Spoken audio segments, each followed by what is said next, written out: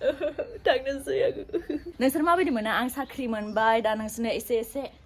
आंहासो गाबफ्लांलायबाय मानो गाबखो बिसोर साथामा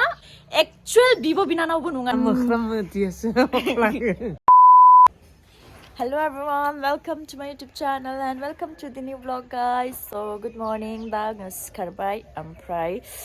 सिखारग्रा साहा लोंखांबाय आरोना ओमफ्राय vlogखौ दासो आङो स्टार्ट खालामदों ओमफ्राय दिनै आङो थांफिनसिगोन आयं आं दिनै थांसिगोन नों आंखौ गोसोखांगोन ना गोसोखाङा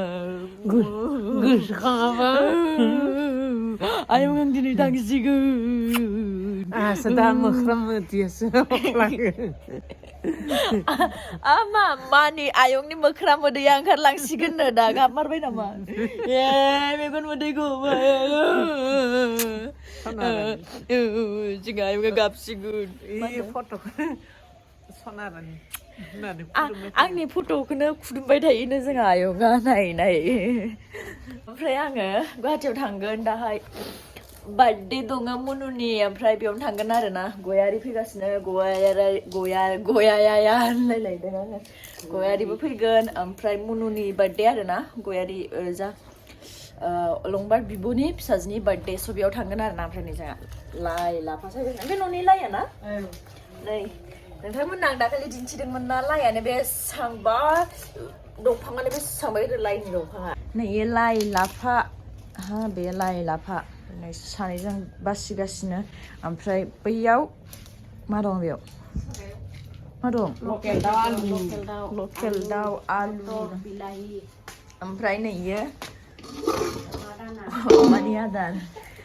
इयो जोंहा नारिखलनि लायनो जोंहा न'नि नारेंखल ओमफ्राय नैयो नै खबाइ जोंहा आयंआ सिगां ना गुरोमोन जोंहा आयंनि नामाबो सिगांनि मासुवारिमोन बिराद ना लाबोयोमोन आयंआ ओमफ्राय नै जेखाइ बर'नि न'आव बेफोर बुस्थुआ थाखागोन आरो जेखाइ खबाइ नै जेखाइ नै खबाइनि जेखाइ ओमफ्राय बैयो इसिबा ओमफ्राय नैयावबो जेखाइ बिराद गोदोनि टिभिमोन बेयो नैयावबो जेखाइ दंबावो बेयावबो खबाइ मासे खबाइ दङ जोंहानाव ओमफ्राय दिनैसो नुदों आङो ओमफ्राय नै जोंहा सिगाङै जौ सङोमोन ना नै दोफोरा बैयावबो दो दङ ओमफ्राय बैथिंबो दोआनो नै बा जोंहानि बे न'आवबो आं बिराद गोबावनि उनाव हाबफैदों ओमफ्राय नैयाव मा दङ ना खावै ना खावै गुरनाय ना मारे सुरज दादा हाय पुरा घर बनाउनु हुँदैछ त बहुत हाय भन्दै बच्चा लोग को देखो ना उन लोग को मैं कल मिली उन लोगों को मैंने कल चॉकलेट दिया मोहित और पुच्चे दोनों को घर बना रहे भैया लोग का इधर में ये वाला नया घर बाय बाय ओमा नैथिंबो माबा बेसर लाइ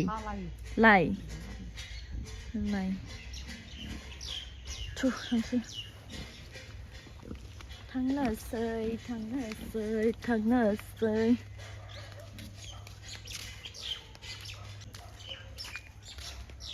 नै मा फान्थाव थाइदों माथो नै फान्थावा मा नै नायदो फान्थावा थाइदों इखौ आब'नो लांनो मादैयाबो जागोन खोमा आब'नो जों मादैनो जों बे जानो हागोन मोनसे नै मा इयो अलंबार माबा लांनाय नङामोन इयो इदि जाबाय नै खनसे अलंबारा जोंहानाव फैनायाव नै दियानि बथलाव बेखौ ओरैनो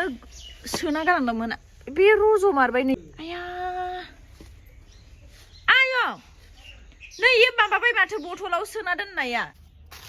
नै नारजिखौबो एसे लांसै आरोना आं दाखालिनिफ्राय प्लास्टिकआव नायग्रो माबाफोर दं नामा ओइया दङआनो माबाफोर मा दं ओइया माबा बिलाइ दुन्दिया बिलाइ दं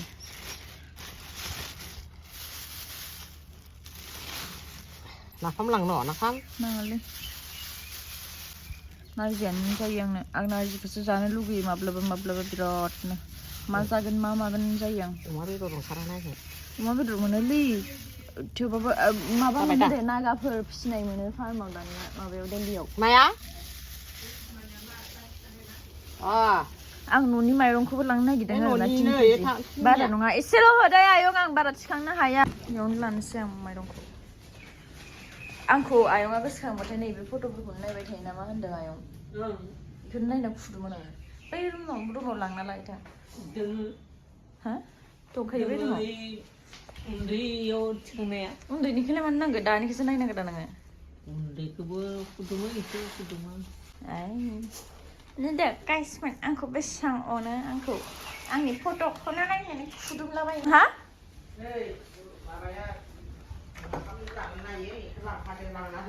माखौ नाफाम जागोन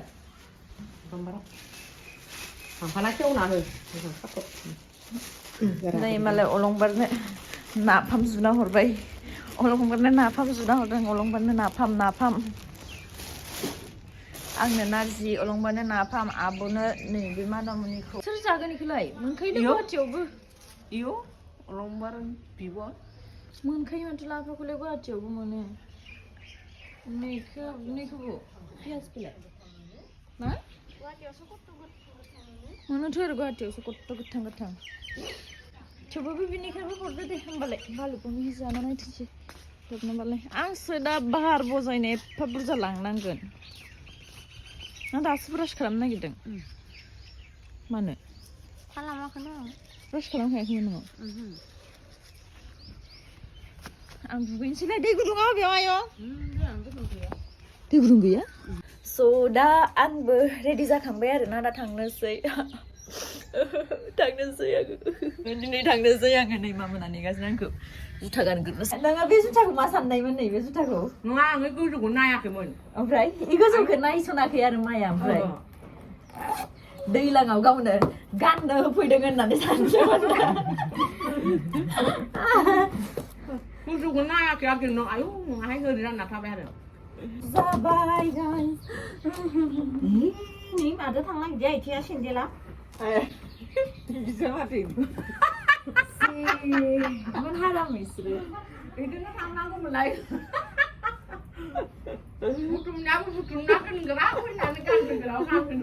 नोंथांमोननो मैया दिन्थिदोंमोन ना नैबे जोंहा मा देरसिन ओंनो ओमफ्राय नैबे सासे सेकेन्ड हाय नै सासेया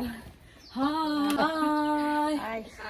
स' जोंहा साथामफोरा फेमिलि कमप्लिट आरोना बेखिनियानोल' जोंहा न'खराव रावबो गैया मैयानि ब्लगाव नोंथांमोना अबभियासलि नुखादों ओमफ्राय दिनै थेवबाबो मोजाङै सानाव मैया हराव दिन्थिनाय जादोंमोन नालाय दिनै सानाव दिन्थिबाय आरोना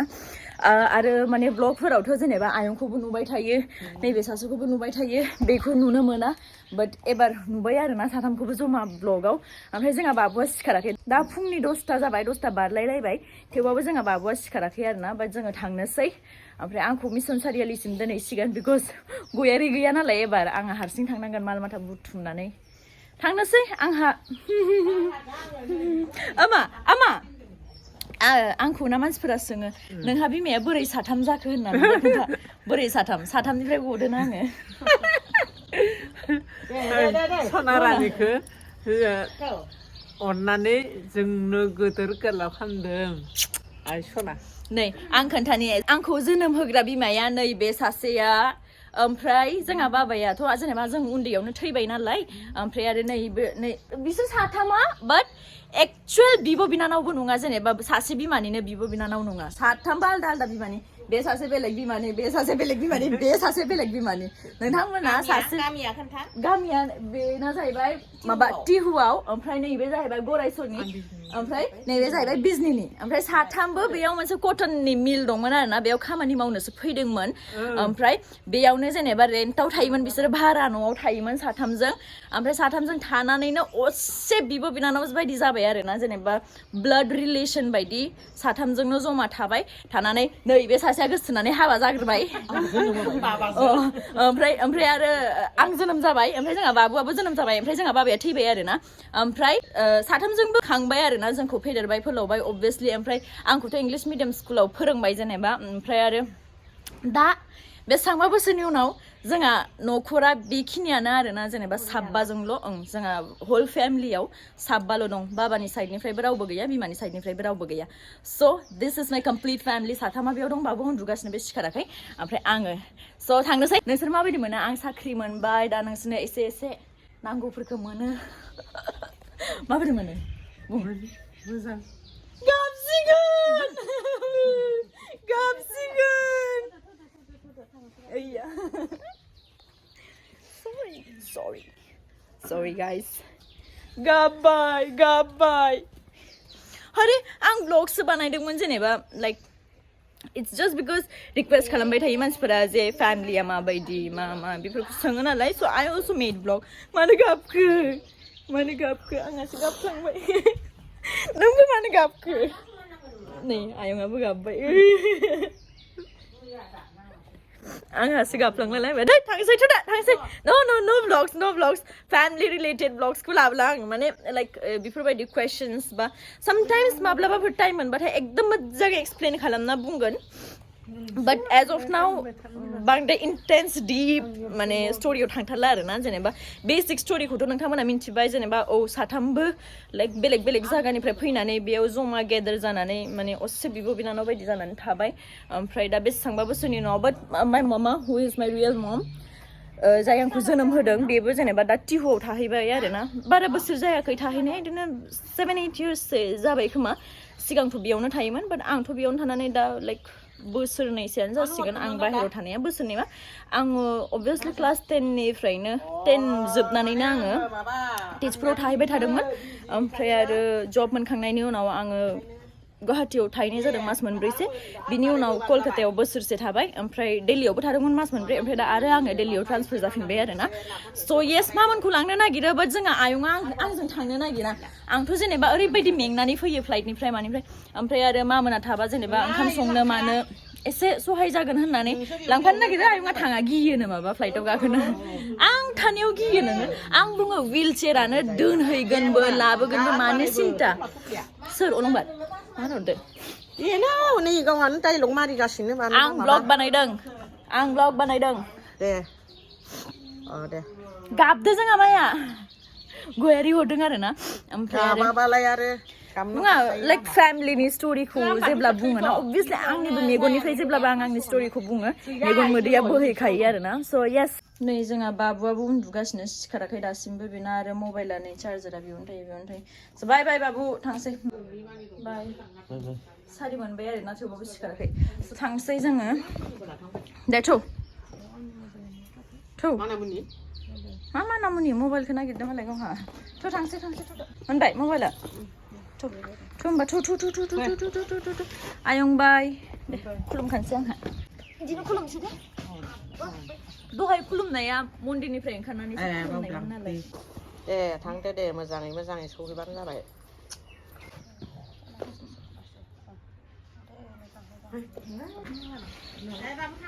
बाबु थांबाय थुदो दे बाय आयं थांनांला नोङो थुदो थांदो